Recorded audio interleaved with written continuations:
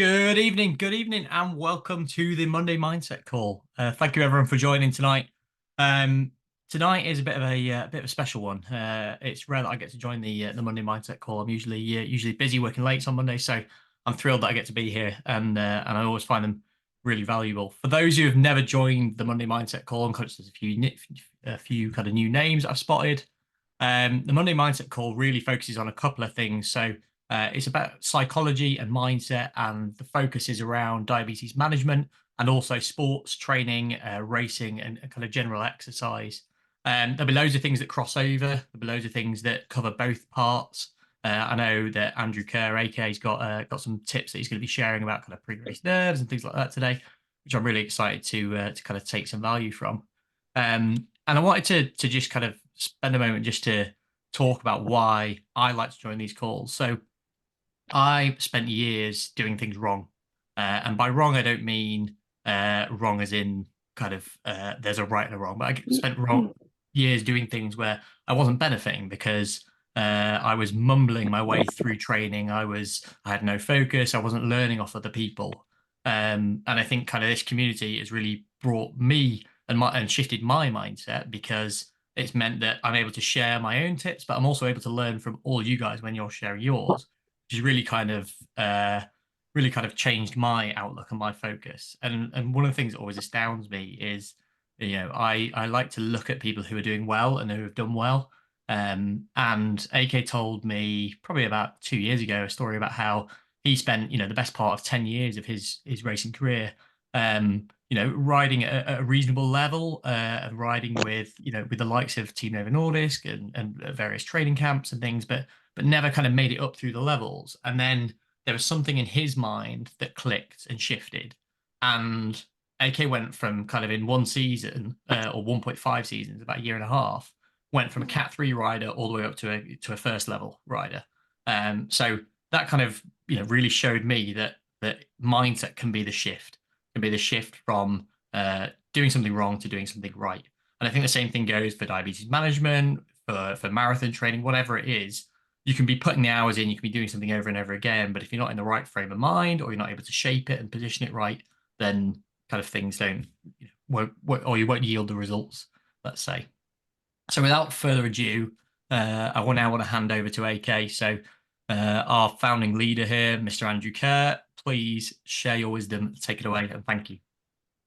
Well, thank you very much for the warm intro. That's very nice. I'm almost blushing. I appreciate it. So it's nice I thought it was just warm in your house. I thought maybe you'd turn the heating on for once. Yeah, I've got it on tonight.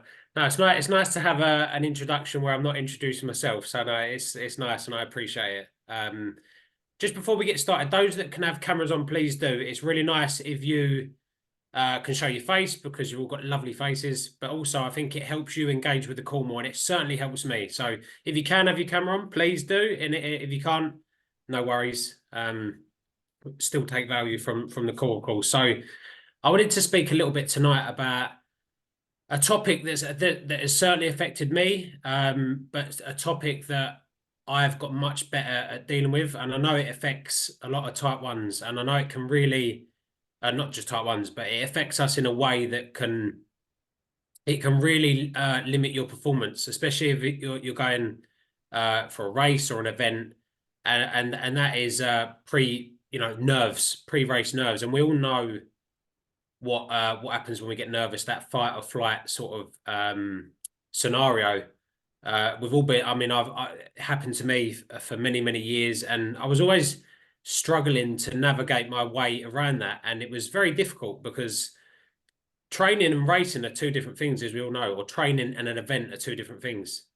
You can train absolutely fine, and your approach to training can be nailed, and then it comes to race day, and it all goes Pete Tong, and your blood sugar goes through the roof, and all that nutrition that you wanted to get in doesn't go in, and it's just a disaster. And for me, when I really wanted to sort of propel forward in cycling, I knew that I had to get on top of this sort of effect that the nerves were having on me. I had to, because it was blood sugar going up to 20 during a road race and not being able to fuel for 3 hours, 4 hours. it puts you out of the race. And I never wanted diabetes to stop me from doing things like that. So I knew I had to get on top of it. But how could I? How can you get on something that's a feeling? And there's a lot of things you can do, but I want to run you through some of the things that I've done that have effectively worked for me. Unfortunately, there's not an answer that's going to make them change like that. So let me just tell you, that's one of the caveats. But you can successfully, you can successfully eliminate or reduce pre-race nerves. And I believe that nerves comes from a place of not knowing where you're going or not knowing an outcome. So you might ask me, well, it's a race. How can you possibly know the outcome? Well, of course you don't. But what you can eliminate is that what if? What if this happens? What if that happens? What if I don't do this? What if I do that? You can eliminate that by, someone's going to get it, racing. If you're doing 2 races a year, you'll be nervous. You'll be nervous because it's an unknown scenario, isn't it? Not knowing not knowing where the start line is, not knowing where the changing room is, not all these unknowns. All them unknowns builds nervousness because you don't know the outcome. Where's the finish line? Where's the hill? Where's the all of that adds to the nervousness. All of that on a race day adds to the nervousness. If you're racing week in, week out, granted, you might not be the same circuits all the time, but a lot of them will be. Eventually, you get to the point where you know where you're going to park. You know where the start line is. You know who's the strongest riders. You know where you start to get to know everything. You get into this rhythm.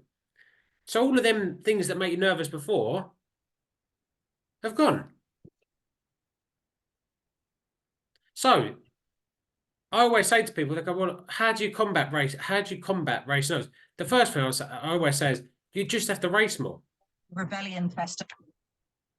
Even if, so I'm not saying if you don't have to do 26 marathons, but if you're going to do a marathon once a year, go and race some 5Ks. Go and put yourself in a race scenario where you've got that, okay, I'm racing today. I've got to get myself into this race mode. So repetition is the first thing. The first thing for me, just by doing more racing, you become more comfortable. Naturally, you will. If you do enough racing, you'll get to the point where you're not as nervous. The second big thing is, which falls in line with the theme of the call, for me, it's the biggest and the only one, but it is your mindset towards events. So you've got to get to the point where you're not nervous of the outcome because you know that you've done everything you can in your power and the race result is already done before the race has happened. Does that make sense? So you've done everything in you. So what will happen on race day will happen. But leading up to the event, if you've done everything you know you could have done to get yourself in the best position possible, what are you nervous about? There's nothing really to be nervous about, is there? Have fun. Have fun. Remember why you started this hobby, whatever it is, running, cycling, triathlon. Don't put pressure on yourself. Don't ruin it for yourself. I spent years doing that and it got me nowhere. Got me nowhere. Never got any better. When I started to relax and enjoy racing, that's when my results really started to go on the upwards. Because I used to suffer with nerves really bad. You guys know I only talk about stuff that I've gone through. I used to be the nervous Nelly. The nervous Nelly before the race, blood sugar through the roof. I've been there. Trust me, I've been there. But you get to this point where actually I'm doing this because I enjoy it. why am I putting so much pressure and strain on myself that I'm almost crying in my car in a car park? Why? So sometimes you have to take a step back to take a step forward. You don't need to put pressure on yourself. You know, when you feeling is the secret. So when you're feeling anxious and tense, the outcome is generally going to be anxious and tense. When you're feeling excited towards something, generally, excitement's going to come out. So mindset, there's many. I haven't got time to go into them all now, but if you're a regular joiner of this call, everything that I talk about week on, week out will develop your mindset into a position where you can start to take control of your feelings. And feeling, as I just said, is the secret. So, and that can be simple things. And like I say, it doesn't happen straight away. It doesn't happen straight away. Do I get nervous now? No. Honestly, I can hand on my heart so I don't get nervous. But I do still get excited. I do still get excited. Of course, because it's a race situation. But I've been in some races that I never thought I would ever do in my life last year. And on the start line, I was like, oh man, this is so cool. This is so cool. I was just happy to be there. I was just buzzing to be there. Honestly. Start line of Lincoln. I'm like, woo, look at this. Beside all the St. Perianne riders, Alex Richard, and I'm like, yeah, that's me. Andrew, look, I'm chuffed. I'm proper happy. Just there I'm there. I'm there to have a good time. There to have a good time. And when you have a good time, generally your results show that. Lincoln, don't look at my results for Lincoln, please. But the point I'm making is when you go into events and you're happy and you're actually there to speak to people, because I find at racing, people are like robots. Don't speak to each so nervous they can't even interact. Human beings no more. We are robots. Go there and just have a crack a joke with someone. Okay, so what can you do in the interim? Because all of this stuff is good, but this is going to take time to develop, right? So what did I do in the interim on the build up to being able to relax, go into these events with a bit more confidence, etc.?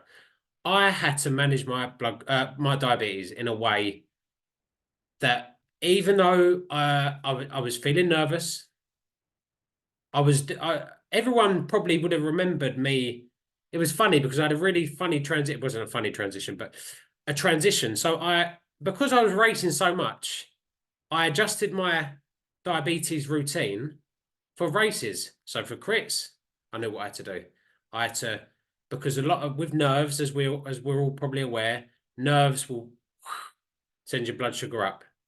Most people.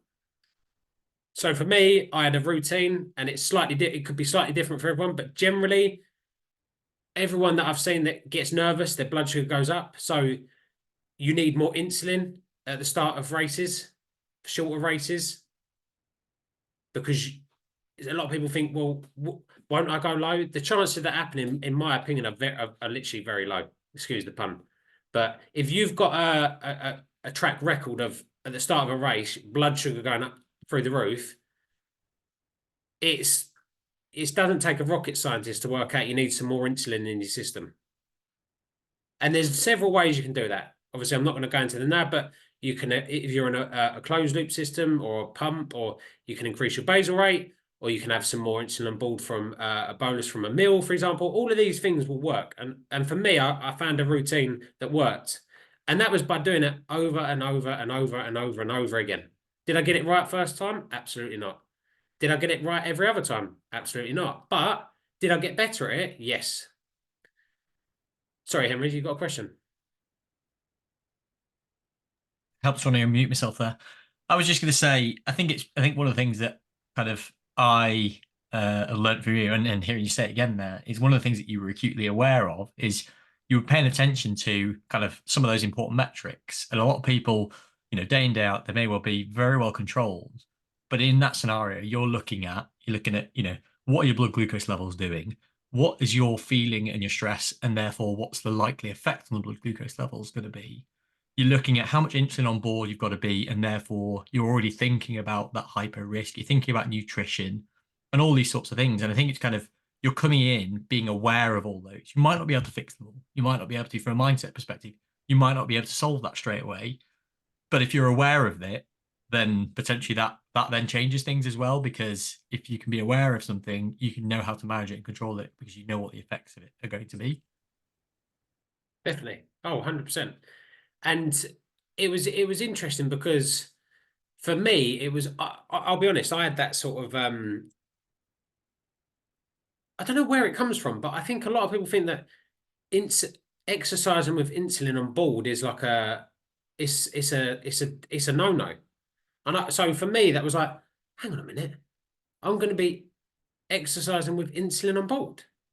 What? But when I did, and I could eat and I could fuel during road races, my performance just went up because cycling is a nutrition based sport, right? You can't race for 3.5 hours and not eat anything. You can't drive a car up to Scotland and not put any fuel in. So when I got my head around of, okay, it's okay to have insulin on board whilst exercising, that for me, well, that and having a closed loop was a game changer.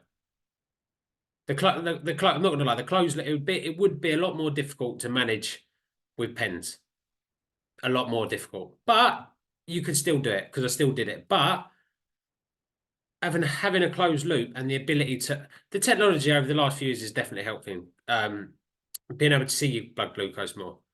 Everyone would have heard me talk a little bit more about actually, in my opinion, sometimes not seeing your blood glucose has a positive effect.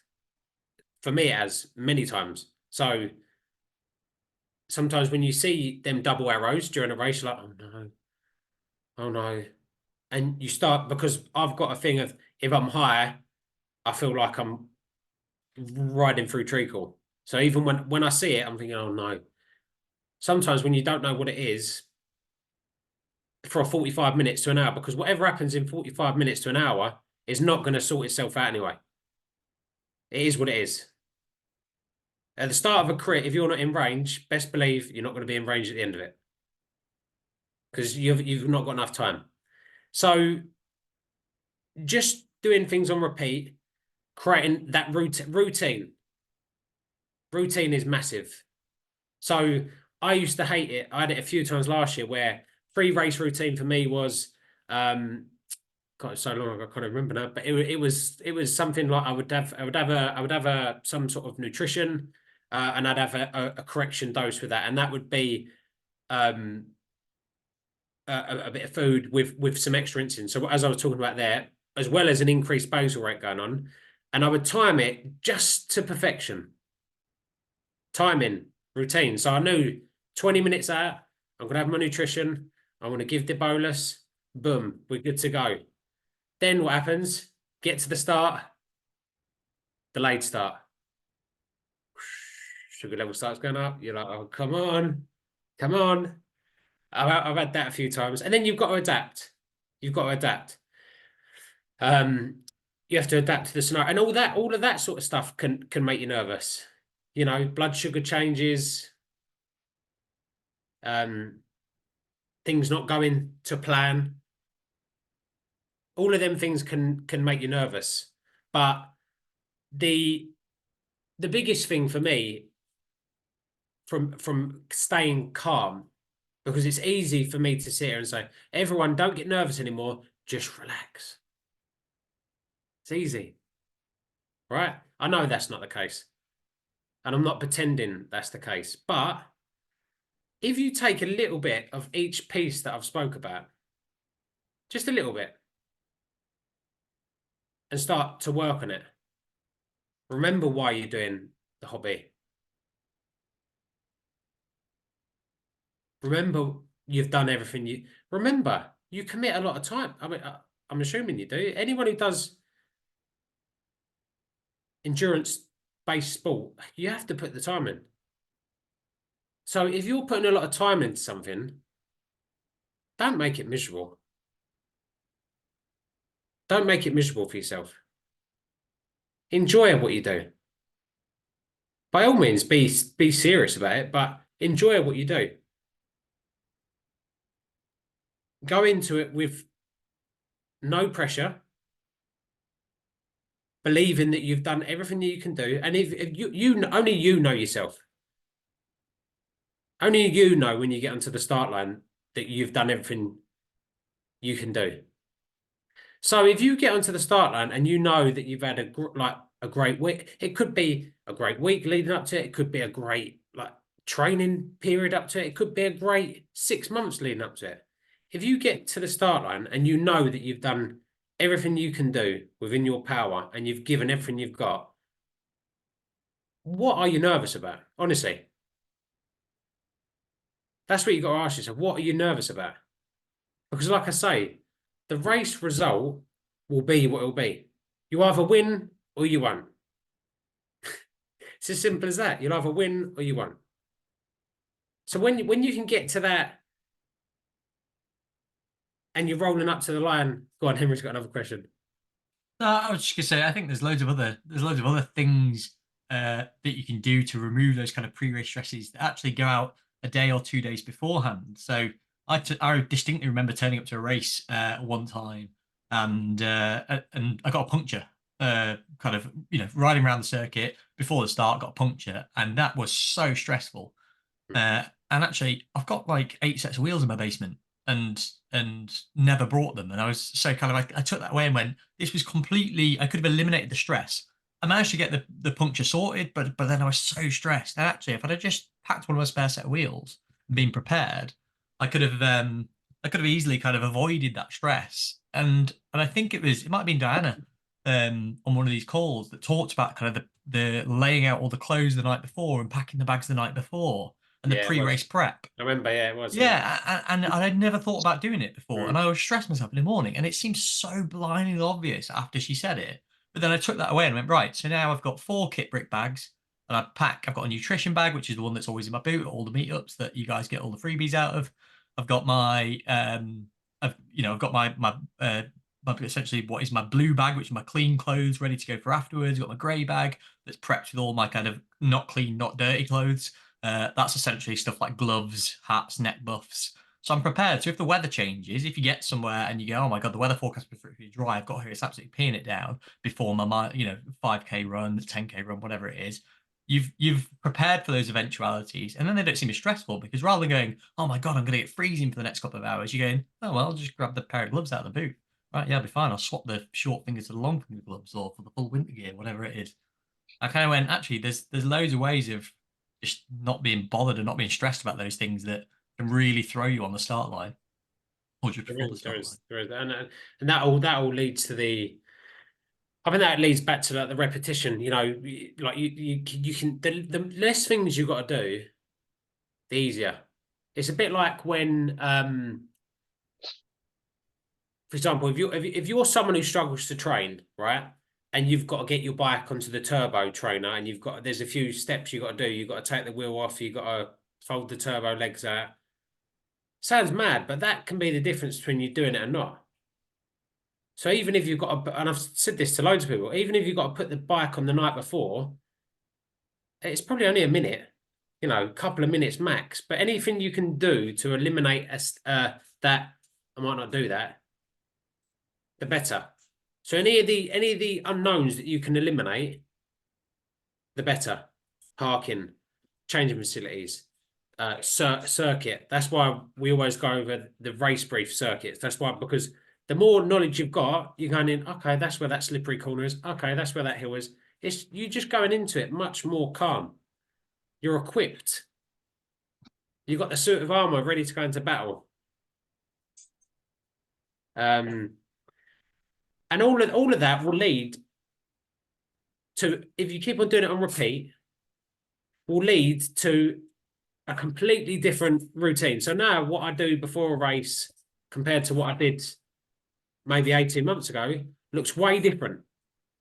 And everyone might remember me saying, because I was so pleased with myself, I'd nailed this. I knew it was like I had all the, almost had it on automatic auto tune. Didn't have to think or worry about it because I got to a position where I was so calm and relaxed that I didn't need all this extra insulin, and I didn't need all this extra boluses, and I didn't need all this extra layers of stuff that I'd built up to mitigate that blood sugar rise. Now I can generally just treat it like a training ride, which for me is amazing because I'm training 5-6 times a week.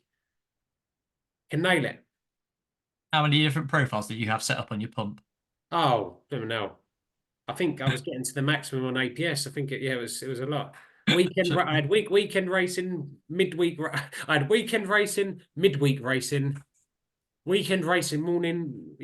All these different. Which in itself kind of added another whole level and element of stress of kind of having to go through the rigmaroles of managing those basal profiles and making all those adjustments. And I think you said the other day now you've just got 2 profiles. Yeah, exactly, and that was all from something I had on one of these calls because and that's why I think these calls are amazing because my Henry will know, but what I kept on saying at DPC was like I don't know where I got it from, but I was saying everyone's got a golden nugget. I can't remember what it is now. Everyone's got a golden nugget. They don't know. Everyone's got a golden nugget, but they don't know they've got it until they've said it. What do I mean by that? So everyone on this call has got a valuable bit of information, but they don't know it's valuable until they say it, and someone else goes, "My God, did you hear Tom Bichelle say that about what he does with his Nova Rapid before his meal? That is amazing." And it's just that's why these calls are so great because there's loads of things that I hear someone say, I'm like, "Wow, I probably knew it. Don't get me wrong, I probably knew it, but just the reminder of it is enough to make me go, like the profile thing. I was aware of it, sure. But hearing, I can't remember who it was. It might have been Wendy or it was Wendy or someone, and they was talking about temporary targets and now I use the same profile. So I haven't got 20 different profiles. I've got a weekend. I've got a weekend. I'm just running the weekend one, even though it's weekdays. That's what it's called. It's a weekend all the time though. And I just set temporary targets. So my whole sort of approach towards my diabetes management has improved. And that was just from someone else, Wendy, I think it was, saying. So look, that's a little bit about how I've managed to reduce the nervous Nelly going into racing. So hopefully that brings some value to everyone, and hopefully you can apply some of those things going into the season. If you're a bit of a nervous Nelly, don't be nervous. Be confident in what you're doing, and yeah, we've got a really good guest this week actually on the Thursday call. It's Roddy Riddle. So I don't know if anyone's heard of Roddy Riddle. He's a bit of an OG legend in the diabetes world. So I don't know an awful lot about Roddy. I've read lots about him. He's done some crazy stuff, some real crazy stuff. So really looking forward to getting Roddy on and hearing all about his journey with type 1. So it's going to be a great call. So please come along for that one if you're around on Thursday at 8:30. And has anyone got any questions or anything else to add before we wrap things up? Cool. Hand over to you then, Henry. No, absolutely amazing, mate. Thank you very much for that, as always. Absolutely got a phenomenal insights there. And I think for those of you who've been part of this journey for the past year and a half, you'll remember and have witnessed to see kind of AK's progression there in terms of those basal profiles, because we've talked about it on previous calls. And I think that's kind of testament there to kind of the fact that you're taking from this as much as you give, and vice versa for everyone else in here. As always, if anyone else wants to come on the call, this isn't just AK sharing. If anyone else has got anything particular they want to talk about on any of the calls, please reach out to one of us. You're more than welcome to come on and talk about your experiences, either on the Monday if it relates to kind of mindset and psychology, or on our Thursday call if you've had a particular experience or a particular event that you're training for. We'd love to have you on. So please just reach out to one of us. And thank you very much for joining us. Our Thursday call is 8:30 on Thursday evening. You'll find the link in our WhatsApp group and on our social channels. But yeah, great stuff. And thank you very much for being here. We'll see you on Thursday. Cheers, Thanks guys. all.